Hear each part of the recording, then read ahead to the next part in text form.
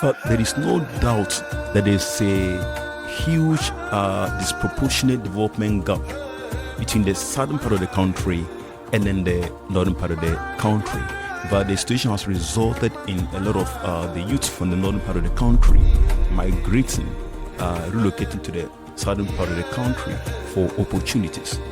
And in fact, people might have come up with different academic findings. In fact, people will be tempted to think that the constant conflicts that goes on in the northern part of the country is what has resulted in this very status quo. But the question to ask is that, is it every part of the northern part of the country that is involved into conflicts? And the answer is no. Then why should this be a generic reason? What some people might not know is that this whole issue, in fact, has a traceable colonial connection, which was a colonial legacy and indeed was a colonial policy. The painful revelation is that the colonial era, during the time that the British colonized Ghana, that was now known as Gold Coast, they consciously and deliberately rule out the building of schools and then carrying out essential developmental projects at the northern part of the country. In fact, this resulted in a lot of the people from the northern part of the country drifting to the southern part of the country for opportunities. And this landed them into a lot of menial jobs, basically in road construction works. In those days, in a company known as PWD. I think it even lasted till somewhere, is it in the early 90s or in the late 90s?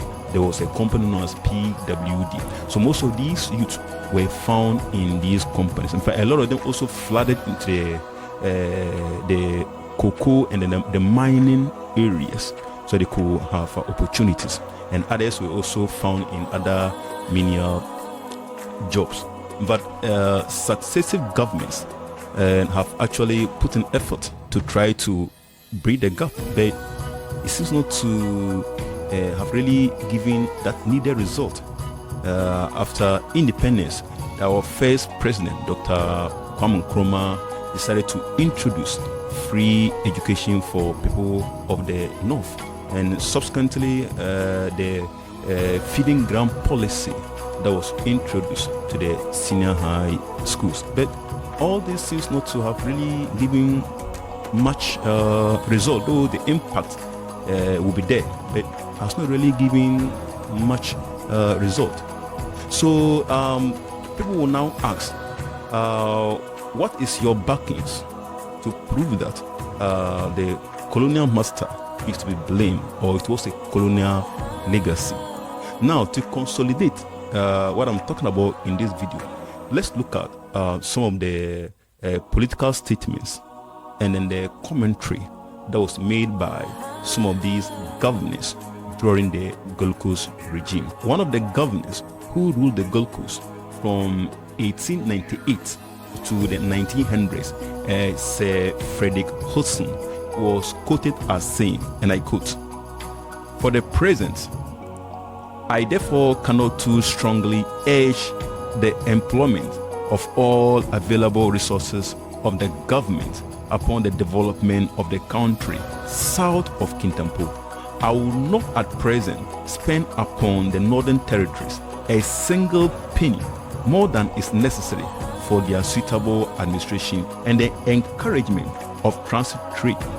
So you see, and as if this wasn't enough, 10 years later, a successive governor, Governor Tom Ben, also backed this policy and was also quoted as saying, "Until the colony and Ashanti have been thoroughly developed, the northern territories must be content to await their turn, and any extensive program designed to render the area more accessible must be suffered to stand over for a long time to come." And to add more pain to injury, in fact, the then commissioner for the Northern Territories in his annual report also described people from the northern part of the country as, and I quote, amiable but backward people, useful only as soldiers, policemen, and laborers in the mines and cocoa farms. In short, fit only to be hewers of wood and drawers of water for their brothers in the colony and Ashanti. That's unfair. It's incredibly unfair. But you see, this is the kind of a mindset, the kind of situation that the northern part of the country had lived with, that has a negative repercussion till today. So in actual fact, it is not our southern brothers who caused this status quo, but it has its roots to the colonial master. If you look at both sides, the northern part of the country seems not to be treated fairly at all. But during the transatlantic slave trade in the 16th century, the northern part of the country suffered a lot of slave raids where a lot of slaves were captured and sold, and these slaves were packed into ships and carried to the Americas. But in most of these Caribbean countries to go and work in plantations. You see, most of these people that are now citizens in the United States and most of the Caribbean countries, if they are to trace their roots, they will trace back to the northern part of the country as where they've been picked from.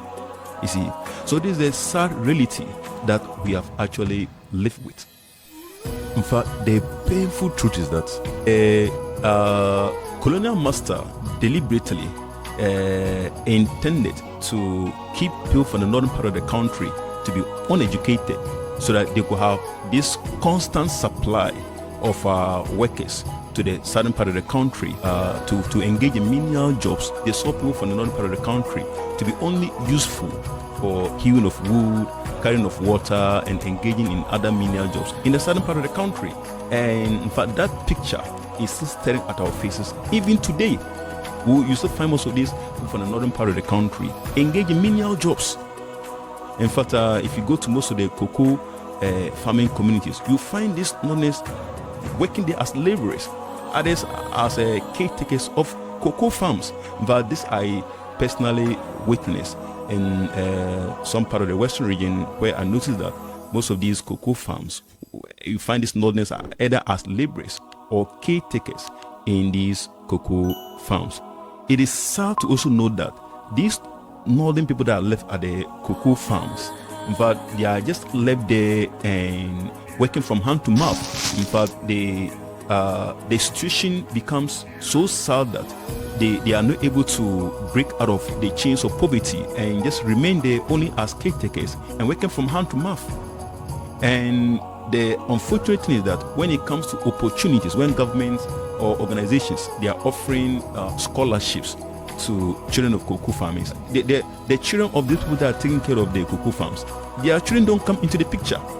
You see, those opportunities are given to the owners of the cocoa farms, and they just keep on laboring in the cocoa farm, and then that cycle, that status quo of the poverty becomes a cycle. Is it so sad that this is the narrative that even still exists till today? So eventually, a very situation of lack of education and developmental projects in the northern part of the country resulted in a lot of the youths from the northern part of the country drifting to the southern part of the country for job opportunities. A lot of them were recruited into the mines and mostly into the cocoa farming communities.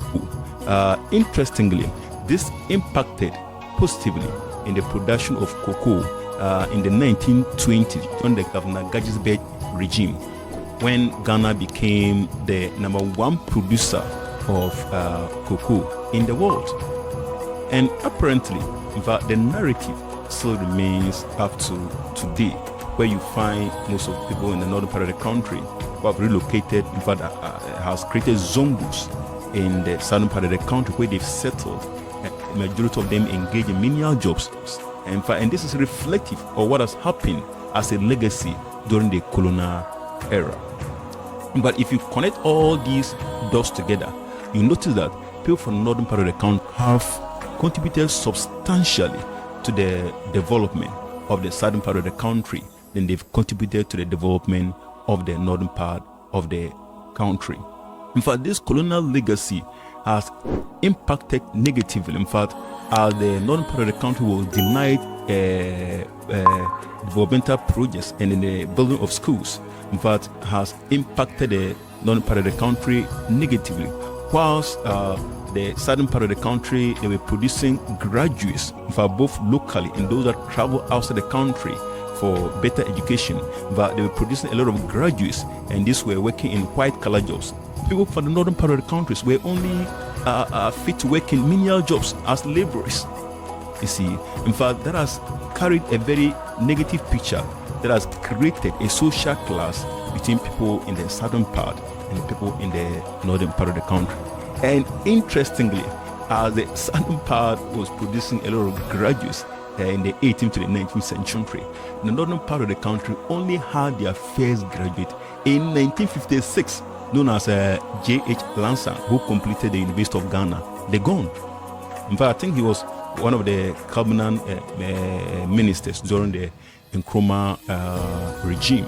You see, so this is how sad that this situation, we have lived with this situation, which has had a negative repercussion, that we are still suffering with the remnant of the situation.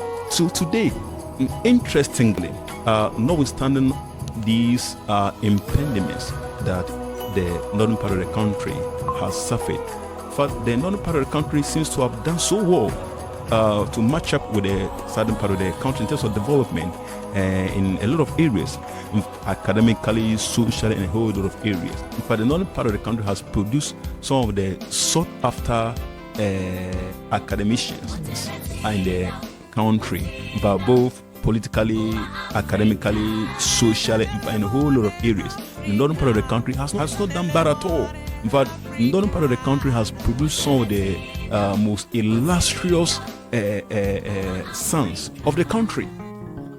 In fact, mention can be made of an IGP during the Rawlings regime from 1996 to I think 2001, Peter Namfu, who was the IGP of Ghana and subsequently was the chief of Jirapa.